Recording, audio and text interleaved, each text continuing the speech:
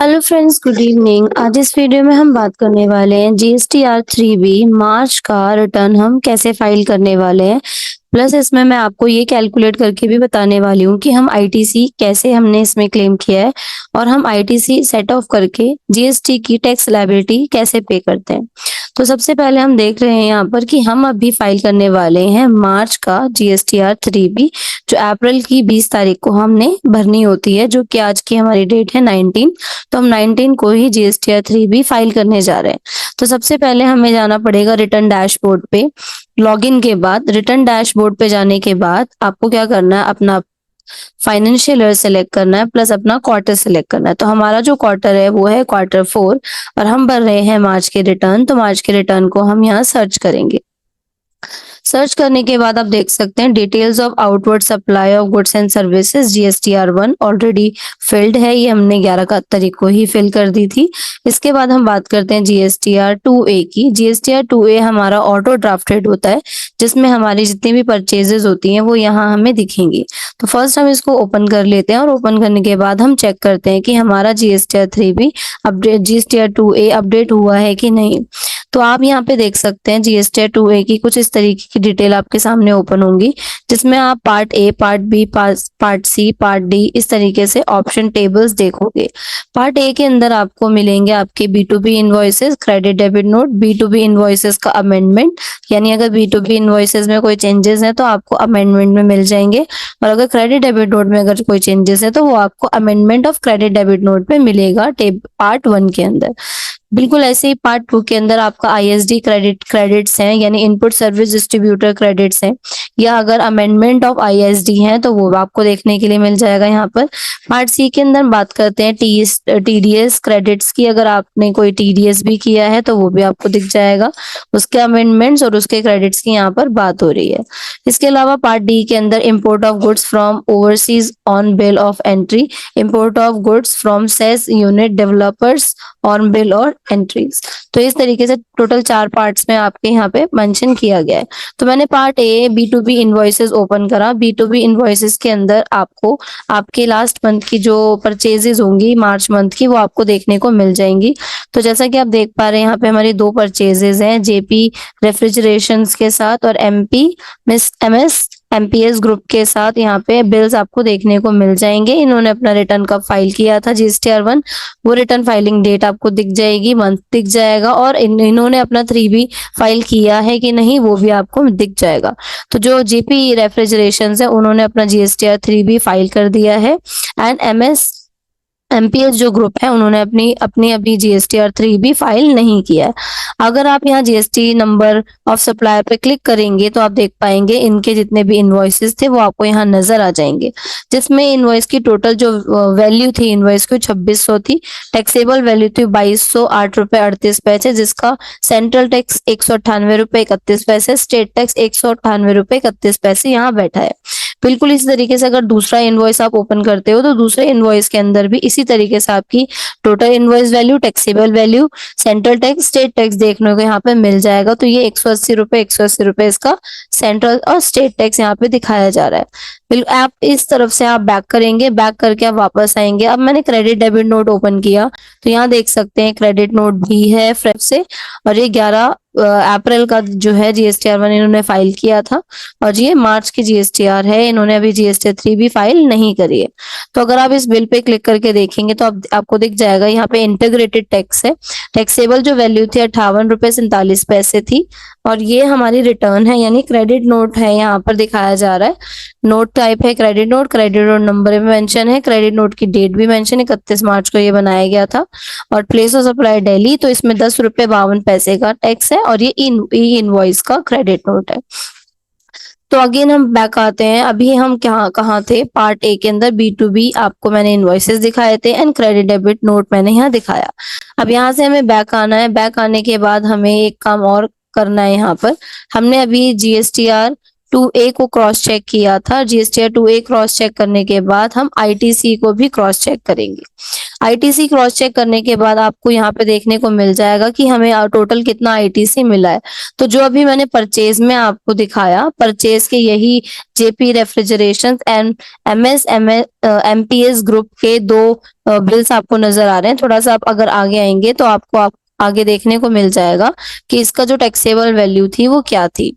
तो ये taxable values आपको पीछे हमने जो जीएसटीआर 2A में मैंने दिखाई है आपको, उसके बिहाफ पे आपको यहाँ पे सेंट्रल और स्टेट टैक्स के बिहाफ पे आपको आईटीसी देखने को मिलेगा।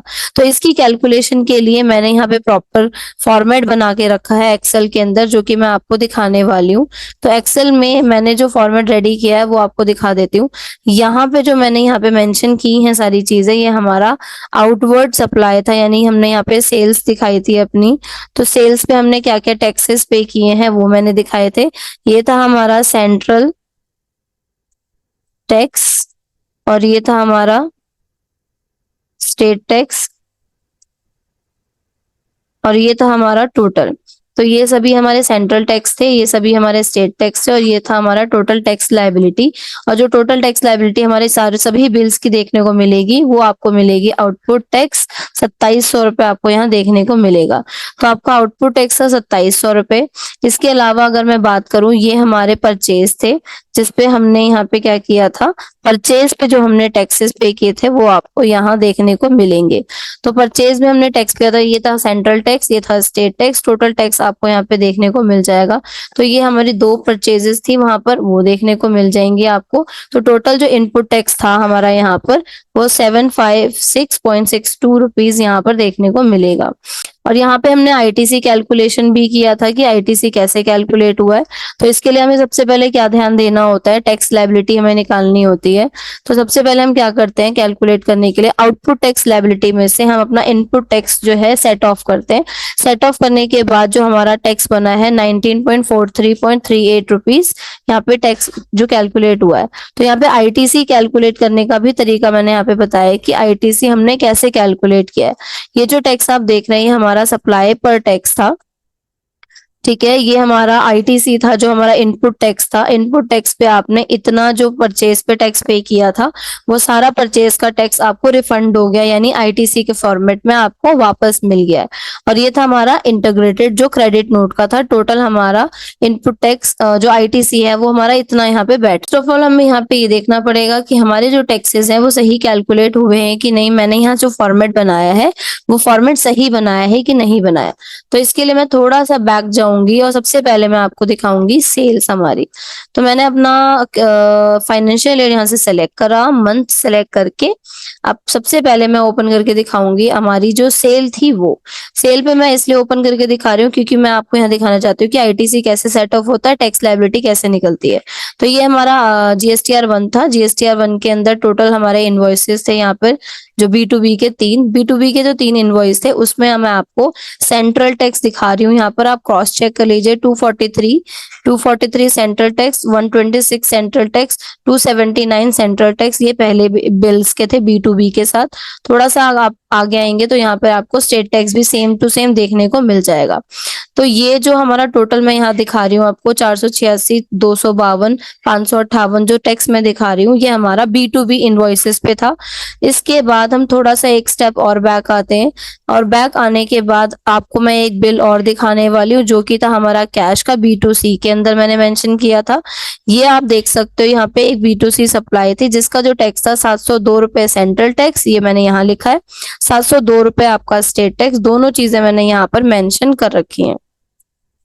तब ये मैं इसलिए मेंशन कर रही हूँ क्योंकि आपको पता चले कि जो सेल्स पर आपने टैक्स पे किया था वो सेल्स का टैक्स जो टोटल बैठ रहा है, यहाँ पे मैंने इन सभी का सम कर लिया। सेंट्रल और स्टेट टैक्स को पहले इंडिविजुअल टोटल करा, सेंट्रल और स्टेट टैक्स को पहले इंडिविजुअल टोटल करा। इंडिविजुअल टोटल करने के बाद ओवरऑल मैंने सेंट्रल टैक्स और स्टेट टैक्स का टोटल किया, जो मेरी आउटवर्ड सप्लाई आउटपुट टैक्स बना। तो 2700 रुपए मेरा आउटपुट टैक्स था। इसके बाद मैंने परचेज पे भी जो मैंने टैक्सेस पे किए थे हुए हैं वो भी मैंने आपको यहाँ पर दिखा देती हूँ। तो एक स्टेप वापस से हम बैक आएंगे और हम चेक करेंगे यहाँ पर जीएसटीआर 2A। तो वापस से मैं आ गई अपने फाइनेंशियल ईयर सेलेक्ट करने के लिए और मैंने यहाँ से ओपन किया जीएसटीआर 2A। जीएसटीआर 2 के जीएसटी 2A के अंदर मैंने ओपन किया B2B इनवॉइसेस। B2B इनवॉइसेस के अंदर दो इनवॉइस आपको देखने को मिल रहे हैं। इन दोनों इनवॉइसेस के टैक्स की डिटेल जब आप इनवॉइस को ओपन करोगे तब देखने को मिलेगा। तो मैंने यहाँ डायरेक्टली ओपन कर लिया हमारा पहला इनवॉइस जिसमें टैक्स आ रहा है 198.31 रुपीज। आप देख सकते हो 198.31 rupees. Central tax and state tax दोनों मिलाकर टैक्स बनता है 396.62 रुपीज यहाँ पे टैक्स बनता है। ये था हमारा B2B सप्लाई जो थी जेपी रेफ्रिजरेशन के साथ। ऐसे ही MS MPS ग्रुप के साथ भी एक सप्लाई थी, उन पर जो टैक्सेबल अमाउंट बैठता है 180 रुपए बैठता है, जो मैंने यहाँ मेंशन किया है। दूसरी जो परचेज थी 180 रुपए सेंट्रल टैक्स, 180 रुपए स्टेट टैक्स, टोटल टैक्स बैठा हमारा 360। इन दोनों का जब मैंने सम निकाला तो इन दोनों का सम निकला, जो हमारा आउटपुट इनपुट सब टैक्स था वो है 756.52 रुपए। हमारा आउटपुट टैक्स है 2700 रुपए, हमारा इनपुट टैक्स है 752.62 रुपए। तो मैंने GSTR 2B जो है ओपन कर लिया, जिसमें मुझे मिल जाएगा मेरा ITC कितना कैलकुलेट हुआ है। तो ये टेबल ओपन हुई है। इस टेबल के अंदर आप देख सकते हो मैंने सारे जो टेबल्स हैं वो एक्सपेंड कर रहे हैं। मैं मैक्सिमाइज करके आपको दिखाती हूँ।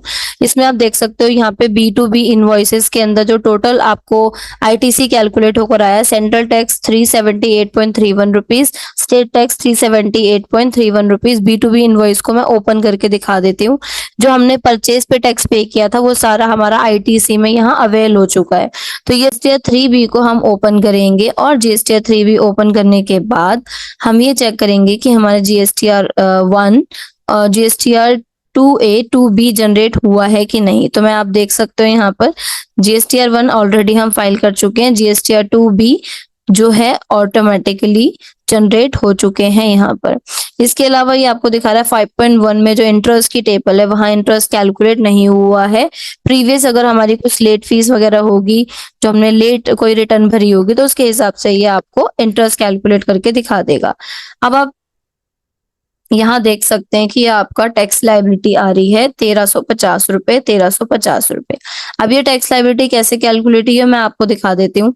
हमारा जो आउटपुट टैक्स था 2700 रुपए, उसको अगर मैं 2 से डिवाइड कर दूं, यानी कि 2700 रुपए तो टोटल मैंने निकाला, जिसमें सेंट्रल टैक्स भी है स्टेट टैक्स भी है। तो 1350 रुपए सेंट्रल टैक्स, 1350 रुपए स्टेट टैक्स, इसलिए यहाँ पर ये दोनों कैलकुलेट होकर आए हैं। इसके अलावा आप यहाँ देख सकते हो, थोड़ा सा नीचे आओगे, ये वही आपका ITC एलिजिबिलिटी है जो आपने इनपुट टैक्स में कैलकुलेट करके देखा था। अब आप देख सकते हो यहाँ पर, मैं आपको थोड़ा इसके अंदर दिखा देती हूँ। तो अगर आप इसका टोटल करोगे तो टोटल कैलकुलेट जब आप करेंगे तो उतना ही आपको मेंशन करके दिखाया जाएगा कि आपका ITC कितना था। अभी फिलहाल जो मैंने कैलकुलेट किया है वो और उसका टोटल मैं आपको दिखा देती हूँ सम करके। जैसे हमारा जो टैक्स है वो 378.31 रुपीज, प्लस कर देते हैं हम इसको 378.31 रुपीज। ये आपका इतना टोटल बैठ रहा है 756.62, इतना टोटल बैठ रहा है जो आपको ITC में दिखा रहा है यहाँ पर। अगर आपको देख सकते हो इंटीग्रेटेड टैक्स यहाँ पे माइनस हुआ है, जो कि हमारा क्रेडिट नोट था, जो आपको यहाँ पे मेंशन करके दिखा रहा है। अब वापस आते हैं हम इसके ऊपर, आप थोड़ा सा बैक आएंगे और यहाँ आप चेक करेंगे कि इसके अलावा और कोई डिटेल यहाँ पे मेंशन है, लेट फीस वगैरह है कि नहीं है। तो अब हम क्या करने वाले हैं, हम इस रिटर्न को पहले तो सेव करेंगे, GSTR हमारी 3B को हम सेव कर लेंगे, देन रिफ्रेश करेंगे। इसके अलावा हम यहाँ से इसकी GSTR 3B सिस्टम जनरेट यहाँ से क्रिएट कर लेंगे, यानी एक फाइल डाउनलोड करके आपको GSTR 3B की दे देगा। GSTR 3B की फाइल डाउनलोड होने के बाद आप इसको वापस देख सकते हैं, ये सेव हो चुका है। रिफ्रेश करके आप आगे कंटिन्यू कर सकते हो। तो अगेन मैं आगे आई और यहाँ जाकर मैंने किया पेमेंट, प्रोसीड टू पेमेंट। जब आप प्रोसीड टू पेमेंट पे क्लिक करोगे तो आपको कैश लेजर में दिखा देगा कि कैश लेजर बैलेंस अगर कुछ है तो हमारी जो टैक्स लायबिलिटी होती है वो हम कैश लेजर बैलेंस से भी पे कर सकते हैं। क्रेडिट लेजर बैलेंस में आप देख सकते हो पीछे जो क्रेडिट था वो डिफरेंट था, अब जो यहाँ पे क्रेडिट दिख रहा है ये ओवरऑल क्रेडिट है। जीएसटीआर 2B के अंदर जो मैंने आपको दिखाया वो मंथली बेसिस पे क्रेडिट कैलकुलेट होकर आया था। ये हमारा अभी तक का जो क्रेडिट कैलकुलेट होकर आया 5,096 रुपए, और ये कैलकुलेट होकर उसके हिसाब से आया। टोटल जो आईटीसी है वो 10,136 रुपए है। इसके अलावा अगर आप थोड़ा सा नीचे आएंगे तो यहाँ पे आपको दिखा देगा कि आफ्टर आईटीसी आपको कितना टैक्स पे करना है, प्लस आईटीसी से आप कितना एडजस्ट कर सकते हो, सेट ऑफ कर सकते हो। तो जो मेरी टैक्स यहाँ पे जो आईटीसी दिख रहा है 10,136 रुपए, उसको ही मैं यूज करने वाली हूँ अपना टैक्स पे करने के लिए। इंटीग्रेटेड टैक्स राउंड ऑफ होके 11 आ गया है, क्योंकि माइनस 10.56 रुपीज था तो वो राउंड ऑफ होके 11 बन गया। इसके अलावा सेंट्रल टैक्स 1350, स्टेट टैक्स 1350 रुपए, ये कैलकुलेट होकर यहाँ पर आ चुका है। इसके बाद आप अगर आगे देखेंगे, अगर और कोई अदर लाइबिलिटीज है तो आपको वो यहाँ देखने को मिल जाएंगी। लाइक रिवर्स चार्ज है, इंटरेस्ट है, लेट फीस है, पेनल्टीज है, सब कुछ यहाँ पे आपको देखने को मिलेगा। तो आप यहाँ से क्या करने वाले हैं, make payment post credit to ledger, यानी मैं आईटीसी के साथ इसको सेट ऑफ करने वाली हूँ। तो 10,000 का जो आईटीसी था मेरा, और 1350 रुपए सेंट्रल टैक्स, 1350 रुपए स्टेट टैक्स और 11 रुपए इंटीग्रेटेड टैक्स मैंने आईटीसी के साथ यहाँ सेट ऑफ कर लिया। सेट ऑफ के बाद मेरा टैक्स लायबिलिटी जो है यहाँ पे सेट ऑफ हो चुकी है, जो कैलकुलेट होकर आपको दिखा देगा। अब जो क्रेडिट बैलेंस बचेगा वो आपको यहाँ पे चेक करके दिखा देगा कि आईटीसी जो है अब इतना अवेलेबल है, क्योंकि हमने आईटीसी से ही अपना टैक्स सेट ऑफ कर दिया है। प्रोसीड टू फाइल बटन पे आप क्लिक कर सकते हो। तो प्रोसीड टू फाइल बटन पे क्लिक करने के बाद आपको यहाँ पे डिक्लेरेशन को एक्टिव करना है, सिलेक्ट करना है पार्टी का नाम, और यहाँ से लेना है इलेक्ट्रॉनिक वेरिफिकेशन कोड। आपको ईवीसी पे क्लिक करना है या डीएससी से आपको उठाना है। तो यहाँ पे 30 सेकंड का टाइमिंग आता है। आप यहाँ से ओटीपी लेकर पार्टी से अपने, और इस कोड को वेरीफाई करके अपने रिटर्न को फाइनल सबमिट कर सकते हैं। होप कि ये वीडियो आपको पसंद आया हो। अगर आपको ये वीडियो समझ आता है तो आप इस वीडियो को लाइक करें, कमेंट करके हमें जरूर बताएं। Thanks for watching this video.